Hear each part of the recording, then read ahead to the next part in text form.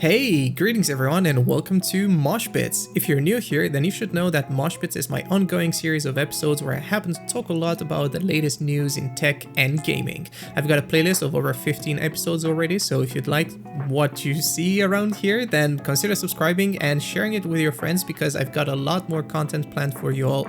Today, I'm starting off with a ton of AMD news, so let's just get started. First one comes from Igor's lab about AMD's upcoming Big Navi power consumption, because according to insider information which he could verify, he has brought up some interesting calculations and results for the total graphics power of those new upcoming AMD GPUs.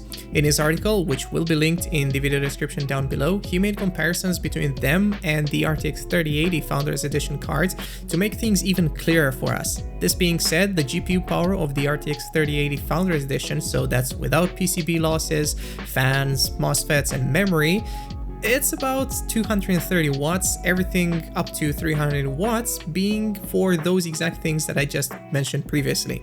For Navi 21 XT, we've had leaks and rumors, some of which I have even covered on previous MOSHBITS episodes, where we were left to believe that AMD's Navi 21 XT will be rather energy efficient compared to Nvidia's offering, and that AMD has managed to strike gold in terms of performance per watt. Now, according to Igor's lab, this is not the case, and he also estimates that the base power consumption is about 235 watts, whereas the total board TGP is about 320 watts. Now that would be for the reference board, of course, with AIB partner cards going north of 350 watts. And for Navi 21 XL, he estimates about 290 watts, so let's see how this will actually compare to the 3070 from Team Green.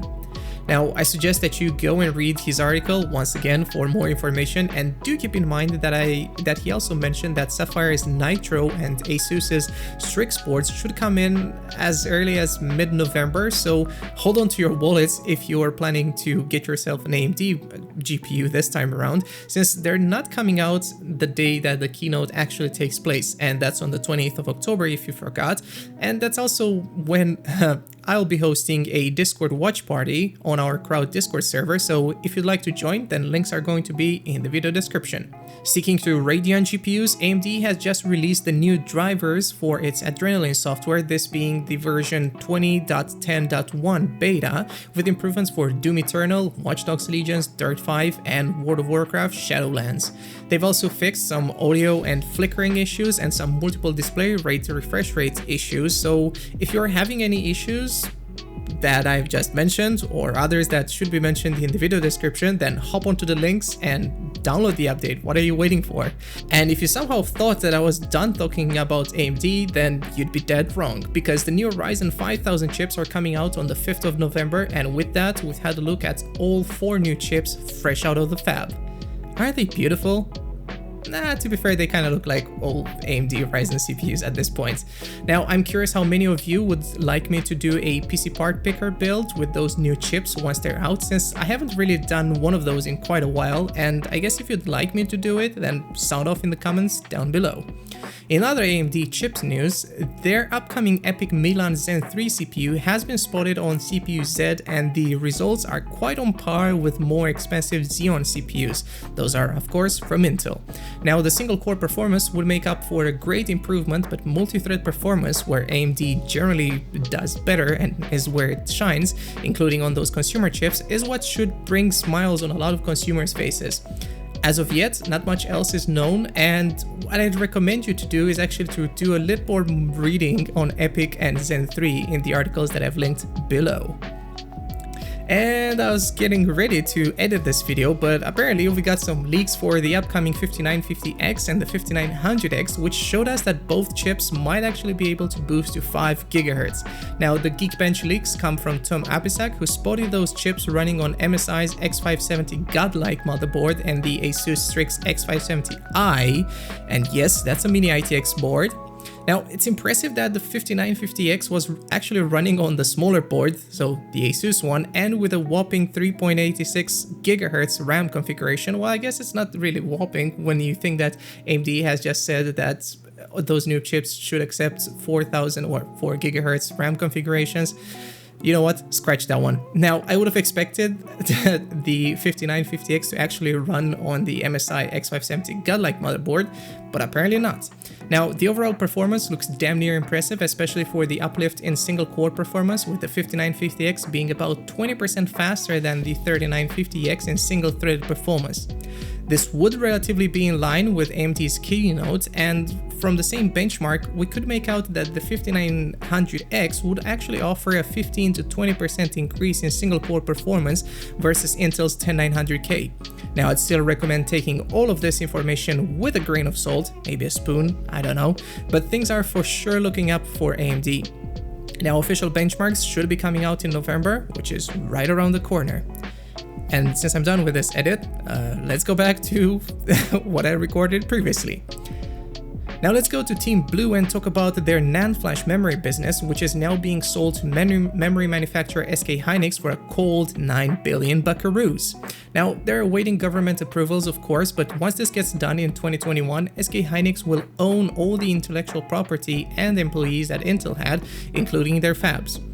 What this means exactly is that we should technically be getting more SSD options, and I reckon they're also gonna get cheaper, as this was also the case with a recent article where we learned that SSDs are expected to drop in price by about 15%.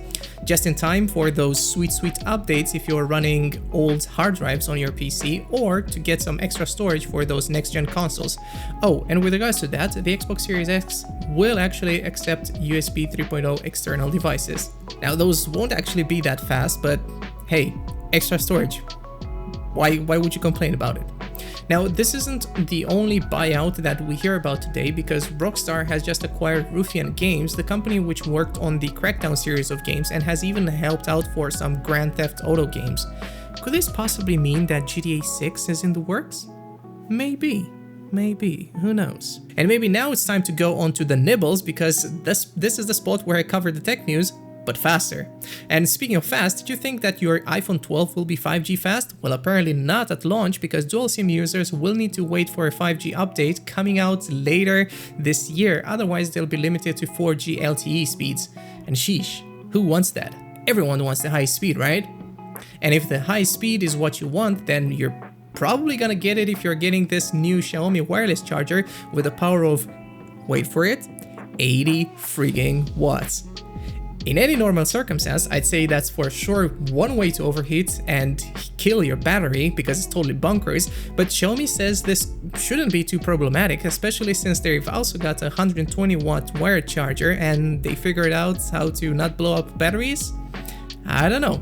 And hey, this 80 watt wireless charger should charge a 4000 milliamp hour cell in 19 minutes, whereas their previous 30 watt wireless charger could only reach 100% in 69 minutes. Nice. Last up for today, Rainbow Six Siege is coming to Xbox Game Pass, making Microsoft's service even more compelling for those people who don't want to buy games or for those who just want to test them first. I say that since Xbox Game Pass is only $1 a month for the first month, or free for 3 months if you happen to get yourself Discord Nitro for $9.99, and the promotion is running out sometime late November. Don't quote me on that. And speaking of which, here's a shameless plug asking you to boost our crowd Discord server if you do happen to get yourself Discord Nitro. Trust me, you won't regret it. And once we reach level 2, we've got some surprises planned for all of you guys and far better quality streams, since we're actually gonna get better audio and video quality for them, since this is a level 2 perk. And with that being said, this marks the end of this MOSHBITS episode. Do make sure to check me out on Twitter and visit our crowd.com website, and check out the links in the video description if you'd like to learn more about the topics I've covered in today's episode. This has been Alex with the Red Elk, signing off. Bye.